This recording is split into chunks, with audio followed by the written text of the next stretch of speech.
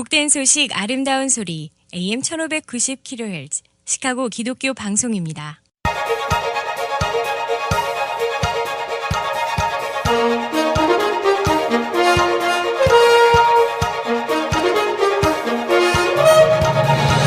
김정일 해설위원의 시사 해설.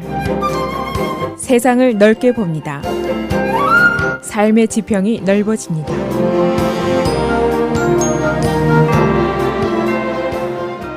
시사 해설입니다. 이 논쟁적인 트럼프의 행정명령, 모슬렘 7개국 미국 여행 금지 명령, 이것의 그 적법성 여부가 오늘부터 항소법원에서 심의가 됩니다. 이 소송의 핵심은 물론 트럼프의 행정명령 이행 여부가 달려있는 것입니다. 그러나 더 나아가서는 새로 막 출범한 트럼프 정부의 정치적인 승패가 여기에 달려있고, 조금 더 나간다면 미국의 국가안보, 국가경제, 또 미국의 법과 가치에 대한 근본적인 문제도 달려있습니다.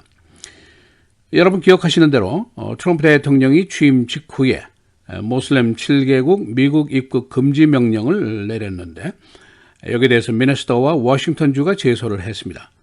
그 이행을 유보하라는 가처분 판결을 내렸고, 여기에 반해서 법무부가 즉각 항소를 했습니다. 그리고 항소법원이 의견서를 제출하라 하는 지시를 내렸는데, 바로 오늘 오후 3시부터 이 사건에 대한 심의를 시작을 하게 됩니다. 그래서 오늘은 트럼프의 행정명령 이행을 추진하는 법무부 측의 의견과 여기에 반대하는 측과의 법정 공방의 근거는 과연 무엇인지, 소송 절차는 어떻게 되는 것인지, 정치적인 영향은 어떤 것인지 알아보도록 하겠습니다. 연방 항소법원의 지시에 따라서 제출된 법무부의 의견서를 보면은 한마디로 요약을 한다면은 국가 안보 강화 그리고 테러 방지를 위해서 트럼프 대통령의 행정명령은 즉각 이행되어야 한다, 이런 주장입니다.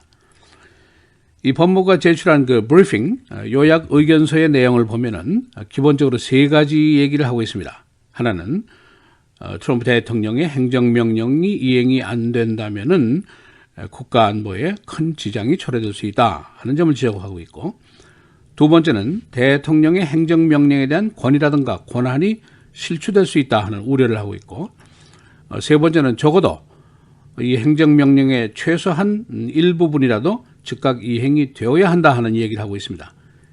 이 부분은 법무부의 항소가 실패할 수도 있다는 전제하에 제2의 전선을 깔은 것으로 분석들을 하고 있습니다.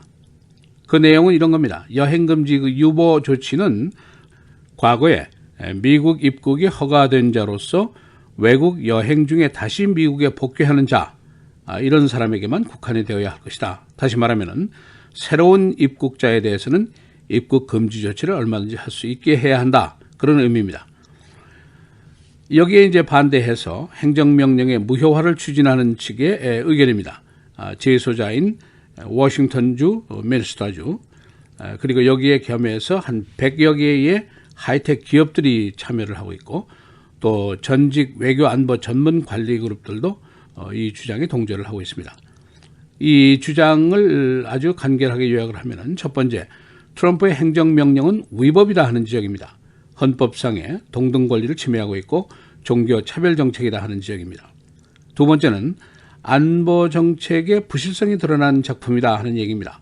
9.11 이후에 실제로 위협 요소가 됐다는 사례가 이 나라들에게 없지 않느냐, 오히려 모슬렘 극렬 그룹을 자극을 해서 미국 테러 강화에 구실을 제공할 수 있다. 그러므로 미국이 더 less safe, 덜 안전해진다, 그런 주장입니다. 세 번째는 경제적으로 우리가 손실을 볼 수 있다 하는 지적입니다. 국제 경쟁력이 저하될 수 있고, 또 고급 두뇌 유지에도 지장을 초래할 수 있다, 그런 걱정을 하고 있습니다. 한편 트럼프 대통령 측에서는 항소심에게 종교 차별을 근거로 한 법정 공방의 동기는 거부돼야 한다 하는 요청을 하고 있습니다. 다시 말해서 트럼프 측은 모슬렘이라는 종교 전체를 배격한 것이 아니지 않느냐, 모슬렘 극렬주의, 테러 가능 그룹을 배격한 것이다. 따라서 종교 자유 침해라든가 종교적 차별, 이런 것은 법적 심사 대상에서 제외되어야 한다 하는 주장을 하고 있습니다. 그러나 트럼프 대통령은 크리스천 난민 우선 보호 정책을 주장을 했었습니다. 그 이유는 크리스찬들이 이 지역에서 박해를 받기 때문에 먼저 구출을 해야 한다는 논리를 폈습니다. 오늘 법정 공방 전에 15개 주 그리고 워싱턴 DC가 반트럼프 행정명령에 동조를 하고 있고, 이들의 주장은 이 조치가 공익기관에 해를 끼칠 수 있다, 또 기업과 경제의 지장이 초래될 수 있다, 인도적으로 영주권자 등의 이산가족 양산 가능성이 있다, 그런 지적을 하고 있습니다. 또 다른 그룹 전직 안보 외교 관리들인데 주로 민주당 측의 관리들입니다. 존 케리, 메들린 알브라이트, 수전 라이스, 레온 파네타, 이런 사람들인데, 이 조치가 해외에 주둔하고 있는 미군을 위태롭게 할 수 있다 하는 점을 지적을 하고 있습니다.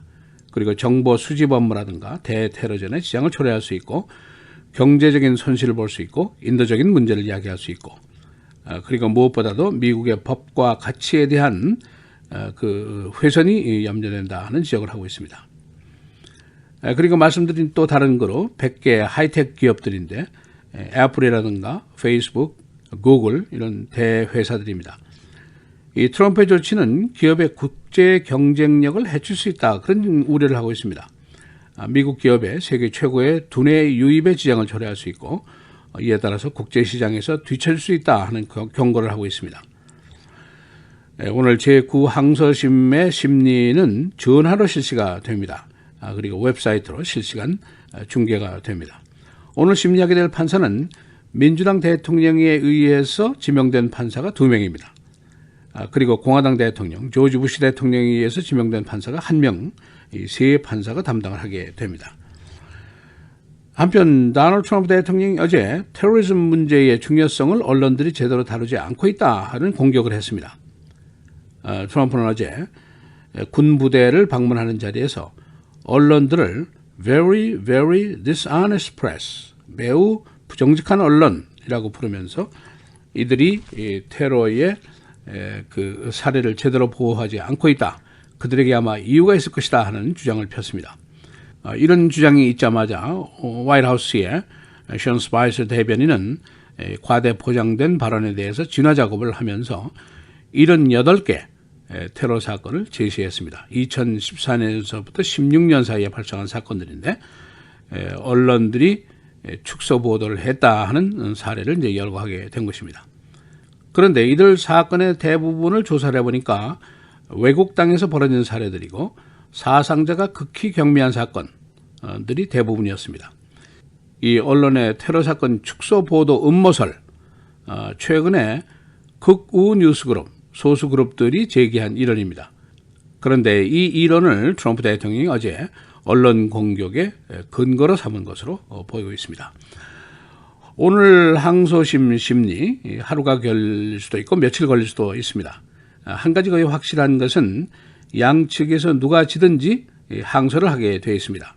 그래서 이 행정명령 논란이 아마도 대법원까지 가지 않겠느냐, 그런 예상이 지배적입니다. 시사해설 김정일입니다.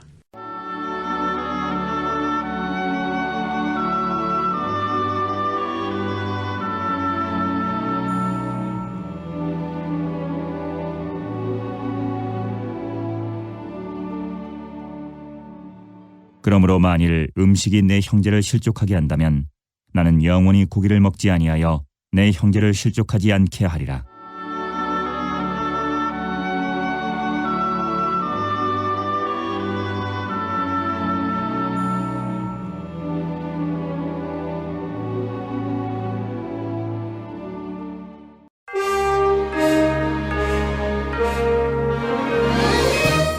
헤드라인 뉴스입니다. 제9지구 항소법원이 오늘 트럼프의 모슬렘 7개국 미국 여행 금지 명령을 심의하게 됩니다. 연방법원이 지난주에 이를 잠정 중지 조치했고, 법무부가 이에 반대하는 항소를 냈습니다. 이 케이스는 대법원까지 갈 것으로 예상이 되고 있습니다. 트럼프 대통령이 어제 언론들이 테러 사건을 축소 보도하고 있다고 비난했습니다. 그는 언론의 축소 보도 이유가 있을 것이라고 말했는데, 이 말은 극우 소수 언론들의 음모설을 근거로 한 것으로 보이고 있습니다. 트럼프 대통령은 78개 케이스를 제시했지만 대부분 피해가 경미한 사건들이었습니다. 상원은 오늘 교육부 장관에 대한 인준 표결을 실시합니다. 메시 다보스 지명자의 확보 표수는 현재 50표. 동률일 경우에는 부통령이 타이브레이커를 해야 됩니다. 이는 인준 표결사상 처음 있게 되는 일입니다. 공화당 상원의원 2명이 인준 반대 의사를 표명했기 때문입니다. 거대한 그린색 유성이 월요일 새벽 미드웨스트 상공에 나타났습니다. 천체 관측자들은 이런 유성은 연간 380개 정도 발견이 된다고 밝혔습니다. 유성의 낙하 속도는 시속 3만 8천 마일입니다. 페이트리어츠가 오늘 승리 축하 행진을 보스턴에서 벌이게 됩니다.